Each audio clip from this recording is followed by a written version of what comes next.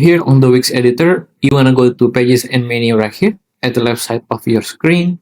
Just click on it. And then on the side menu, you can just choose any of the page that you want to delete. For example, I want to delete my landing page right here. Just hover over landing page and then click on these three dots right here and then click on delete. Click again on delete and there you go. The landing page was removed. But if you accidentally delete the wrong one, just tap on the undo button right here at the top right of your screen and then the landing page will appear again. And then if you want to delete the page, but when you click on the three dots right here, for example on the search result, you are not seeing any delete button like I do here. So to delete that specific page, you want to go again to the pages and menu right here.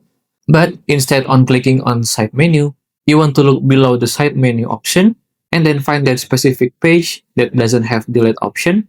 So for example, if you want to delete this book online page that doesn't have the delete option, you want to look on the booking page right here and then hover over your mouse and then click on this gear icon right here and then click on delete bookings. Click on delete app and then wait for a bit for delete bookings to be work. So right here, when I click on the pages and menu again, and then as you can see, the booking page is not with us anymore.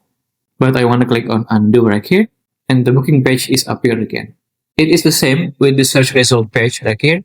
It doesn't have the delete option. You want to search again on the left side of your screen about the search result. So for example here on the Wix site search, you just want to click on it.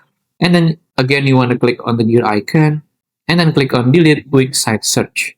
Click on delete app and then delete the app. Again when I click on the pages and menu and then on the side menu, as you can see, there are no search result page again. But I click on undo, so the search result will appear again. So anytime you encounter the delete option for a page is gone, you want to look on the pages and menu and then search for the same kind of name of that specific page to delete it later. And that's how to delete any page on Wix. If you find this video useful, please consider like and subscribe.